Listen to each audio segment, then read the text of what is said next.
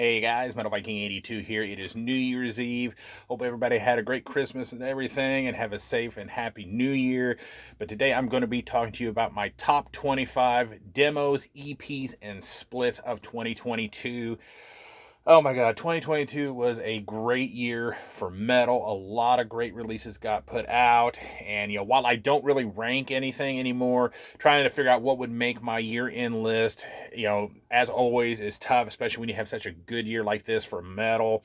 I stopped it at 25. My full-length album list is at 40. I had to cap it off there, and even that was tough. But a lot of cool stuff to show, a lot of cool stuff that I left off just because either I didn't have didn't have time to really go through it thoroughly enough. I just didn't get to spend enough time with it. I know there's at least one, the Fugitive EP that came out.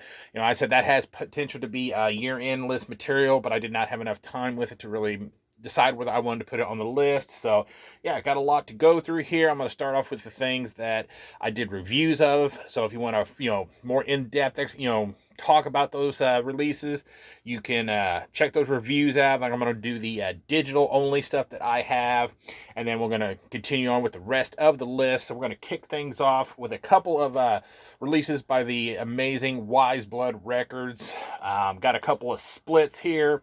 The first one is Faster Than the Fucking Devil, which my review of this, because the title was the first video I have ever gotten a age restriction on, but I refuse to change the title because that's the name of this damn thing. But yeah, what a split. You got, two bands from Indiana, one from Kentucky, and one out of Russia here. You got Wraith, Black Knife, Grave Ripper, and Unholy Night, which were new to me.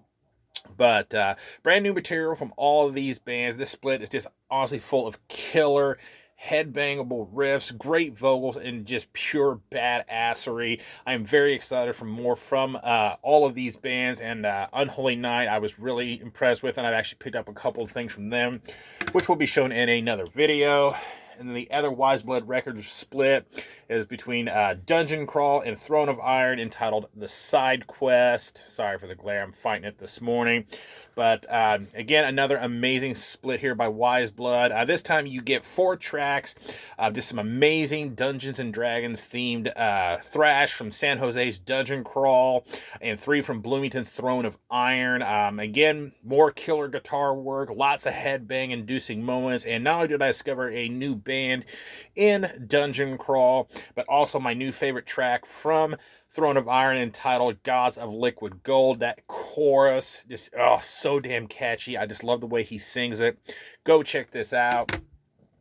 Then we have Hasarot with Throne of Malice.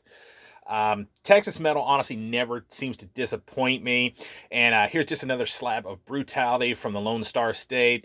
Thick bass with a little bit of a twang to it, heavy as fuck guitar, solid drumming from Cryptos Grim, all topped off with some absolutely killer vocals. I cannot wait for a full-length album from these guys. Then we have Nagathula with Gore Vortex Ascension. The debut from this Ohio-based black and death metal act, featuring members of Vermint and Ascended Master, really burst forth with, some thick rumbling bass, heavy guitars with a bit of an incantation vibe at times, solid drumming into some low growls, and just simply kicked my ass. We definitely need more from this band. I'm definitely keeping my eye on them. And then finally, the last of the review pile here is Malefic Throne with their self-titled. Steve Tucker, had a busy year this year, not only releasing an EP with this band, but also with Arise from Worms. This thing is just an absolute banger. His bass and vocals are just solid and as great as ever. John Longstreth is, as usual, turns in a beastly drum performance, and Palabicki's guitar work is just top notch. Eagerly awaiting a full album from this band. And now on to the more digital stuff, because they I either haven't gotten around to getting a physical copy, even though it is going to be available, or it was just never available. But we have the Redivider demo. This Kentucky-based death metal act released a hell of a debut here of some primitive old-school death metal. I love the HM2 style guitar tone, great blast beats, and just a powerful mid-range growl all over the top of it. Lots of potential here with this band. And then we got some more indie metal here with One Body, Six Graves with their self-titled. I actually discovered this a band of Indiana deathmongers through a friend on Facebook, and I love the thick, twangy bass here, powerful drum production with some really great blast beats, heavy guitars with mid to fast-paced riffs, and some slower, chuggier sections, culminated by some really low growls mixed with some screams at times, and definitely one of my favorite discoveries of this year. Then we have Gourd Embrace with Promo 2022. These Chicago-based death dealers released a really killer demo last year, and this year we get 2 tracks of more solid death metal, powerful low-end growls, thick, twangy bass. You're going to be hearing me say that a lot because a lot of these bands have some really twangy bass to it, and I love that. Powerful drums. I just love the kick drum sound, and you have some nice double bass and blast beats all over this 2-track affair. And then you got some mid to fast-paced riffs, as well as some slow, chuggy sections with some pinch harmonics, and I'm really hoping that we get another EP, at least an EP or a album from these guys soon. All right, next up we have Tomb Mold with Aperture of Body. This Canadian old school death metal band released a killer and highly sought after demo. This thing was a pain in the ass to get because it sold out super quick. This is actually a second pressing. Powerful growls, that thick bass, really laying down a solid backbone throughout the tracks. Great drum work with some mid to fast-paced riffing. Just absolutely killer solos on here. These guys honestly just never disappoint me. And then we have Crossed Hearts. And yeah, this Atlanta-based act treated us to 2 tracks of really catchy and headbangable heavy metal. Powerful drums, great bass, galloping grooves, and just some killer solos with Carly Jackson's strong vocal performance with some gang shouts during the choruses. I mean, this is just basically everything you love about heavy metal in just a 2-track EP. I am really looking forward to hearing more from this band. Next up, we have a split here between Piss Rot and Ritual Fog, which is basically their Piss Vile Gunk release and Visions of Blasphemy all in one package here. 2 EPs of just solid Tennessee death metal. Kingsport's Piss Rot really delivers just some nasty, heavy, crunchy guitar-led death metal with vocals that are reminiscent of Flesh Crawl. And then you have Memphis's Ritual Fog that offer up 3 tracks of brutality with some really thick bass, crunchy guitars, and just some really killer vocals. Tennessee definitely has a really good death metal scene going on. Then we have Vicious Blade with Siege of Cruelty. The second EP of Pittsburgh's Vicious Blade, featuring castrator vocalist Clarissa Badini, offers 5 tracks of just some solid and killer thrash with some crust elements to it. You got thick bass, great drumming with I just really love the kicks and the double bass all over this thing. Headbangable riffs with some killer guitar solos, and Clarissa's just savage growls and screams for a hell of a good time while listening to this EP. Then we have Shrouded Infinity with Through Caverns Unknown. This Louisville-based death metal act featuring former Knocked Loose guitarist Cole Crutchfield, handling all the instruments plus doing vocals, in addition to the second member of this band, whose name I forget, who mainly handles vocals as well. They released an absolute banger of a debut EP, 5 tracks of just solid death metal. Featuring great guitar work with a little bit of a Nile vibe to it at times, some thick and heavy bass, really solid drumming. I especially love the blast beats on this thing, and just some powerful, cavernous mid-range growls. Definitely looking forward to hearing more from this band. Oh, this one here, Archgoat, All Christianity Ends. This 4-track EP from this legendary Finnish black death metal act. Just simply whoops ass. Just primitive with lots of blast beats, and the thing that gets me about this the most is those vocals. They are just so badass. Once you hear this, you will know what I'm talking about. But yeah, Archgoat, just simply whoop ass. Next up, Modulated with the self-titled EP, and this is a solo project from Mike Colby from Warflurch, and he has graced us with this debut demo of his. I called it an EP a second ago, but it is classified as a demo. This is, like I said, his first release under this solo project, and what a demo. Thick bass, just right up in the mix, easily heard with powerful low-end growls, and honestly, this is just as killer as his main project, just without the psychedelic and doom elements to it. So yeah, really hoping now that Warforged is kind of on a little bit of a hiatus, do some, some drama there. Hopefully we'll be getting some more Modulated from him at some point. All right, then we have Vile Cynic with Children of Lilith. Now, this Chicago death thrash act was just another random discovery I made throughout this year on Facebook. Now, with this third EP, we get really thick bass riffs, have kind of a melodic death metal, kind of metalcore-ish vibe to them at times, with some really killer growls and screams mixed in with it. I have enjoyed all three of their releases, so I'm really hoping they get signed and release a full-length sometime soon. All right, another Vile band here. This one being Vile Rights with The Ageless. California-based progressive death metalers. They released their debut EP, sorry, I'm fumbling over my words here, back in January, and it's just absolutely solid, thick, kind of techie sounding bass, great drumming, solid guitar work and solos with a cavernous mid-range growl over the top. Bring on a full length from these guys, because if this EP is any indication, I am sure a full length is going to kick just as much ass.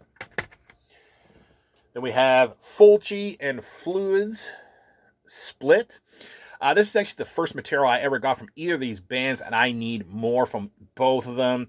You get 2 tracks from Fulci, with the first being this, chuggy, pinch harmonic style of death metal with killer low-end growls. I just love the thick bass on here. But then the second track has more of a electronic, kind of synthy, soundtracky vibe to it. Think like what John Carpenter does. And then Fluids, their lone track, which is like about, I think, a little over 8 minutes in length, pretty much starts out exactly as the second track as Fulci, with that electronic kind of synthy vibe, but then it slowly morphs into this, killer mixture of that sound and some chaotic grindcore. Really solid split. I listened to this I don't know how many times after I got it. Next up, Ambulance with Introduction of Horrendous Pathological Practices. Yeah, Mexican gore grind is what's on offer here. You get 6 tracks in just a little over 7 minutes. Basically just disgusting carcass worship with heavy guitars and bass, lots of blast beats, gurgly growls, and pitch-shifted vocals. If you're a fan of obviously Carcass or Early Ghoul, the County Medical Examiners, go check out Ambulance. I've listened to this thing I don't know how many times. It is just so damn good. Next up, Emasculator, Depraved Disfigurement Promo 2022. Yeah, this is the debut demo from this international brutal death metal act featuring Malika Sundara Murthy, God, I can never say her name right, on vocals, as well as members of Cartilage, Poon Tickler, among others.